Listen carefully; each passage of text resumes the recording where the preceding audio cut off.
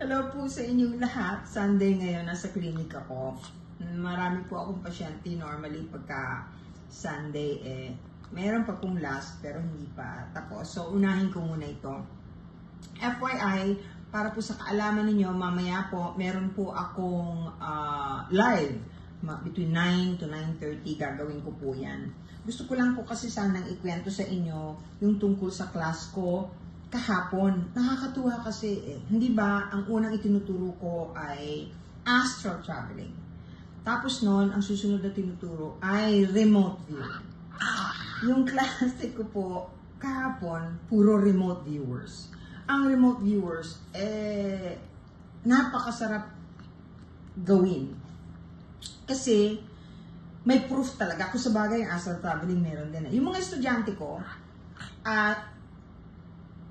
nakakatuwa kasi hindi ko pa tinuturo sa kanila kung alin ang dapat nilang makita. Na i-drawing na nila, alam na nila. May proof talaga. Yun po ang kaibahan ng pagtuturo ng iba at sa pagtuturo ko. Kasi pag nagturo po ako, siguradong kailangan may proof. Kailangan may patunay na nagagawa ninyo. Kasi po ganito yan. Meron akong yung para pong test na tinatawag sa kanila, after I teach them how to do it, what to do, meron po yung parang examination. Okay? Kailangan makita nila yung isang bagay na nakatago at i-drawing nila kung ano yun. Imagine, yung mga estudyante ko, hindi ko pa nga, kasi several po yan, hindi man isa lang eh. Yung test na yon, yung examination na yon, hindi lang isa. 3 yon. 4 nga eh. Alam niyo bang hindi ko pa pinapatingnan sa kanila yung pangalawa? Aba ay na-i-drawing na. Hindi ka ba naman matuwa bilang teacher? At yung yung edad nila, hindi po ito puro bagets. Meron po dito nasa 60 na. Hindi ba amazing? Gusto ko lang pong i-share sa inyo kung gaano ako kasaya dun sa mga estudyante ko kahapon. Isa pa, gusto ko lang po rin makatulong sa inyo tungkol dun sa mga gustong, kunyari, magpahula o internet, palaging nasa YouTube. Hindi po lahat ng nasa YouTube ay totoo. You know, you cannot believe everything that you read or you see or you hear from YouTube or TikTok. Ang dami po dyan for content lang. Ngayon, kung gusto niyo pong sigurado, kunyari may manghuhula sa inyo o nagpahula kayo through TikTok, ingat lang, ano po. At saka, kailangan pati palagi may proof na totoo. Katulad po ng ginagawa ko sa class ko at saka sa mga taong kumukonsulta sa akin. Hindi po ako manghuhula. Ako po kasi, para malaman ko kung ano ang nangyayari, o resulta ng whatever it is na itinatanong ninyo sa akin, itinatanong ko po yan sa spirit guides ninyo. Sila po ang nagsasabi sa akin kung pwedeng sabihin sa inyo. So, hindi po ako manghuhula. Pag hindi ako sinagot, I'm sorry, I will tell you the truth. Walang sagot eh. Maaring ayaw sa iyo pala. Ganyan lang po. Ngayon, yun naman po mga hindi naniniwala, okay lang naman po yun eh. Gusto ko lang makatulong. Kung hindi kayo naniniwala, huwag na lang kayong bastos. Kasi, lalo na yung mga nagko-quote sa Bible na evil daw ito, na yung, ay nasa Biblia rin po yung good manners and right conduct. Mambabas kayo. Tapos, i-quote niyo yung Bible. Ano kayo? Masahol pa kayo sa demonyo. Gamitin niyo pa yung Biblia. Huwag ganun. Walang masama kung hindi naniniwala. Huwag lang mambastos. Lalo na yung mga bobo. Wala namang alam. Hindi naman marurunong. Pero ang kakapal ng mukha mga bash, hindi naman ho dapat. Kung hindi ninyo naiintindihan, walang problema. Huwag kayong mambastos. Matutong gumalang sa kapwa.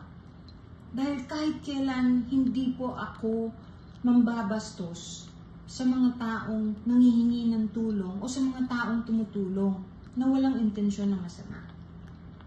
Ngayon, ang importante po sa ating lahat, yung rule ng langit, ang basic po talaga ay love. Yun po ang perfect law. Love. Ang hirap kung palagi po tayong galit, palaging gusto makipag-away, o palaging akala mo perfecto na kayo. Ba hindi, ako nga ang dami kong alam, pero never kong amining alam ko yan hanggat hindi ako tinatanong. As much as possible, iniingatan ko po yung bagay na lalabas na egotistical ako, kasi ayaw ko po yun. At saka lahat iginagalang ko, lahat ng religion iginagalang ko. Pero maniwala kayo sa hindi, si Mama Mary, palagi yang nagpapakita. Napakarami ng instances na ang Blessed Virgin Mary ay nagpakita. Na hanggang ngayon, kinukontest pa rin ng iba kahit ang dami-dami ng proof. Kanya-kanya nga pong paniwala yan Kaya lang, katulad nga ng sinasabi ko, what if you're wrong? Hindi ba? Kung mali kayo, better safe than sorry, hindi ba? Better safe than sorry. Tandaan ninyo. Okay. Marami po akong light workers. Marami pong tumutulong sa mga taong nanghihingi ng dasal. Lahat ng taong nagdadasal, maniwala kayo sa hindi, nagbabago ang kulay. Nagbabago ang pananaw. Kahit gaano kabigat ang problema, pag nagdasal ka, ang laking bagay. Hingi ka ng tulong sa langit. Kasi sila lang talaga ang may kakayahang tumulong sa atin sa mga katarantaduhang ginagawa natin. Yung pambababoy natin sa kalikasan, iwasan. Nasa dugo po natin, nasa pagkatao po natin, nakadugtong tayo ng kalikasan. Pag binaboy natin at nawala lahat yan, mawawala rin tayo. Ganun din po yung mga hayop.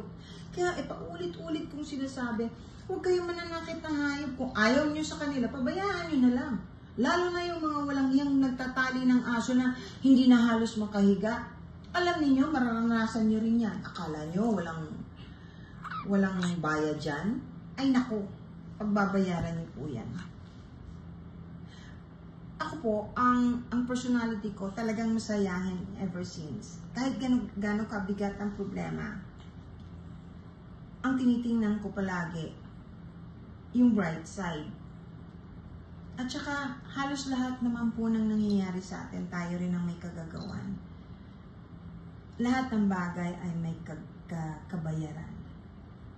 Ako, pasensya na ho kayo. Ang sakit ng ilong. May tagyawat ako sa ilong. Diyos ko, malaki pa sa ilong ko. Nasa loob. Aray. Halata ba? Anyway, yung mga nangihingi ng dasal, pinagdadasal ko. Pinanganak po akong ganito. Baka makalimutan naman niyo yung mga iba na ngayon lang nakakita. Pinanganak po akong nakakita, nakakarinig. Ang mga kalaro ko ay hindi normal. Karamihan elementals. Pero sinabi sa akin ng lola ko at ng lolo ko na huwag akong maingay dahil baka pag nagkasakit yung mga bata na kapitbahay namin, mapagbintangan ako. Yung mga ganyan. So lahat po ng elementals nakikita ko. Okay, multo, ganun din. Ay, hindi maniwala, okay lang. Wala namang mawawala sa akin. Ang laki ng mawawala sa inyo. Alam niyo ba kung bakit? Kasi pwede ko kayong tulungan Ay, with regards to yung mga nawawala na ilinalapit sa akin. O kaya yung katulad nung kay Miss Chris Aquino na ilinalapit din sa akin ninyo. Pasensya na po, hindi ko pwedeng pakialaman ng mga bagay na katulad niyan kung hindi personal na nanghihingi ng tulong yung kamag-anak o magulang o yung taong yun mismo. Hindi po, it's against our law. Marami ng, yung mga estudyante ko nga gustong tulungan yung nalunod na bata. Pero unfortunately, walang nanghihingi ng tulong na galing dun sa partido nila o sa magulang. Anyway, God bless you all. I love you all. See you later. Bye!